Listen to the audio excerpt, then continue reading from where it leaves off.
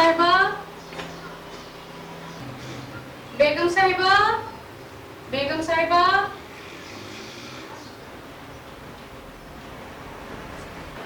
आ रही हूँ। तुम यहाँ क्या कर रही हो?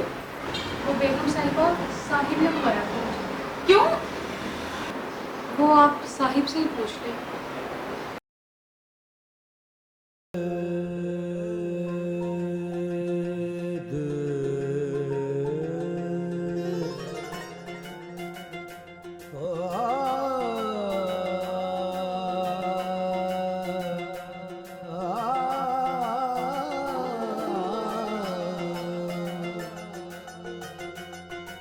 रुको।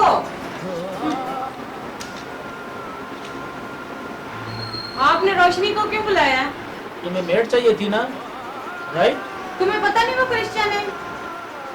हाँ, तो इससे क्या फर्क पड़ता है? यार, जो मामा जी के घर में काम करती थी, मैं तो उसके हाथ का पानी भी नहीं पीती थी, और आपने इसको घर के काम के लिए बुला लिया।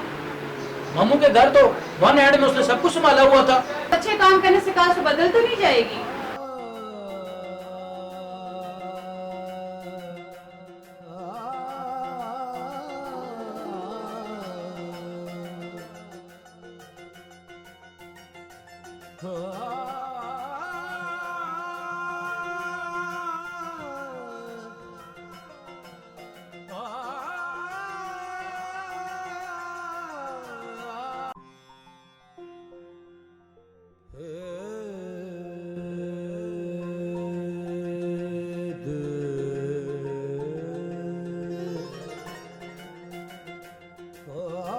तुम्हारे पास कोई और ऑप्शन है?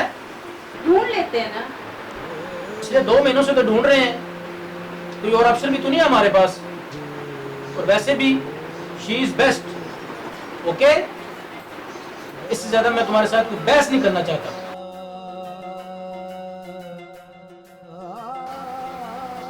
तुम क्या कर रही हो किचन में? तुम्हें कितनी दफा कहा कि किचन में ना आया करो, घर के किसी काम को हाथ न लगाया करो। वो बेगम साहिबा साहिब के लिए खाना लेके जा रही थी। रखो रखो खाना, और जाओ, दफा हो जाए यहाँ से, दूर हो जाए मेरी नजरों से। सारा खाना खराब कर दिए। दफा हो जाओ किचन से, मैं कह रही हूँ, बाहर चली जाओ।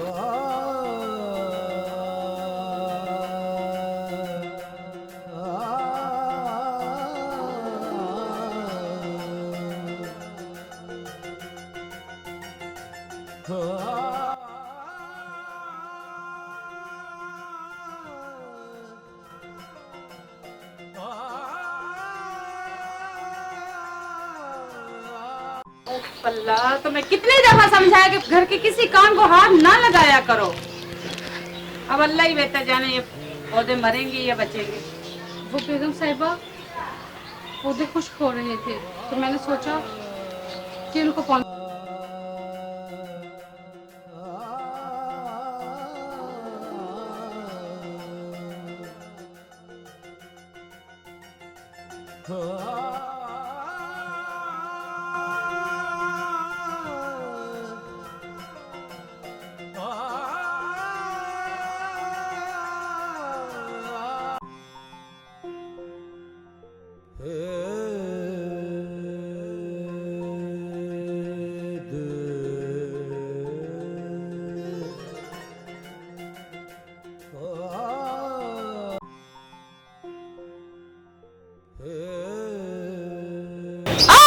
बेगम साहिबा,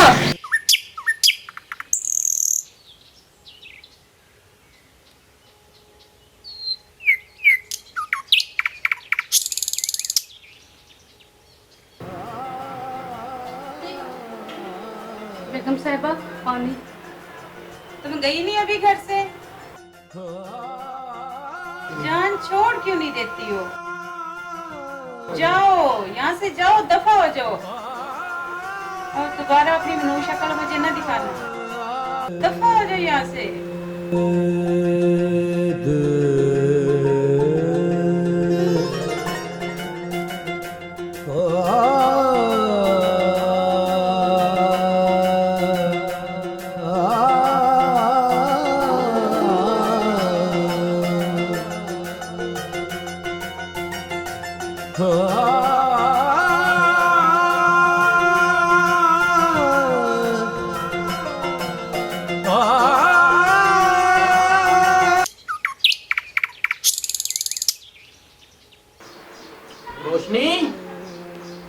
रोशनी, तुमने रोशनी को भेजा है कहीं? किधर है वो? नजर नहीं आ रही है। अब वो नजर नहीं आएगी, मैंने निकाल दिया उसको अपने घर से। क्या किया है तुमने बेगम? तुम्हें पता है कि तुमने कितनी बड़ी गलती कर दी? तुमने कभी सोचा कि तुम्हारे साथ हुआ क्या था? क्या हुआ था? गिर गई थी, सर से खून निकला था और बस। बस नहीं बेगम, बस नहीं। मैं ऑफिस में था, तुम्हें पता है कि तुम्हारे साथ क्या हुआ था? सुनो, जब मैं ऑफिस में था, तुम जब रोशनी को डांट के उसकी तरफ बढ़ रही थी, तुम्हारा पैर फिसला, तुम गिर गई बेगम, और तुम्हारे सर में चोट आ गई और बहुत ज्यादा खून निकलना शुरू हो गया। और वो रोशनी थी जिसने तुम्हें अस्पताल पहुंचाया और मुझे फोन भी किया। रास्ते में जाते हुए यहां तक कि तुम्हारा बहुत ज्यादा खून बह गया था और उस बेचारी ने तो अपना खून भी दिया और तुम्हारी जान बचाई। तुमने अगर उसको निकालना ही था तो कम से कम मुझसे पूछ लिया होता। और हाँ, अगर तुमने उसको निकाल ही दिया है तो अपने जिस्म के खून के एक एक कतरे को निकाल के फेंको। बहुत अफसोस हुआ तुम्हारी सोच पर। अल्लाह, मुझसे कितनी बड़ी गलती हो गई। या अल्लाह, तू माफ करने वाला है, मुझे माफ कर दे। बात सुने, क्या आप रोशनी को बुला सकते हैं? सिर्फ एक बार प्लीज, मेरी खातिर प्लीज। चुप हो जाओ, मैं कुछ करता हूँ। हाँ रोशनी,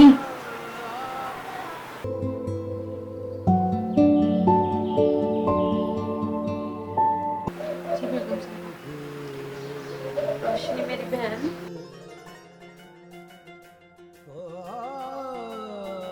रोशनी मेरी बहन, मुझे माफ कर दो। बहुत बड़ी भूल हो गई, मैंने बुरा भला आपको कहा। इसके चाहते हुए मैं माफी की हकदार नहीं हूँ। हो सके तो प्लीज मुझे माफ कर देना।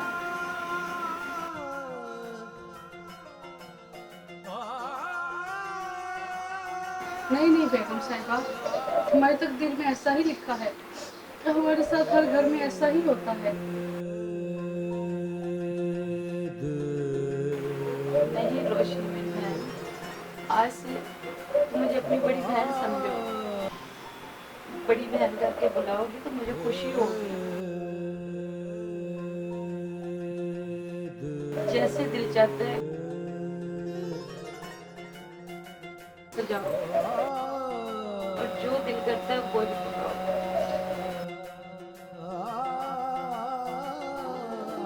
आओ रोशनी मेरी बहन, ऊपर बैठो। नहीं रोशनी मेरी बहन, आज के बाद तुम्हारे साथ ऐसा कुछ नहीं होगा। और हाँ, आज से तुम मुझे अपनी बड़ी बहन करके बुला सकती हो।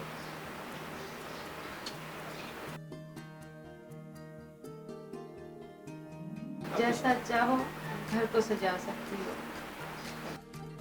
जो दिल चाहे वही करो।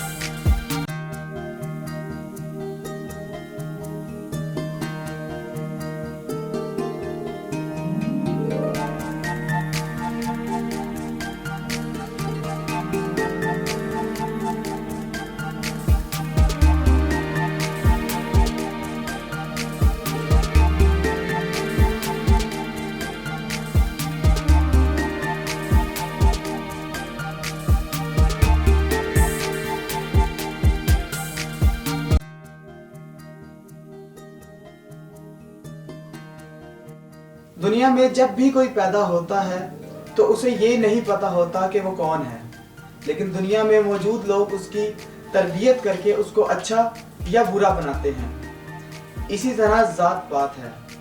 जब मेरे नबी करीम सल्लल्लाहु अलैहि वसल्लम ने फरमा दिया कि अरबी को अजमी और अजमी को अरबी पर कोई फौकियत हासिल नहीं है।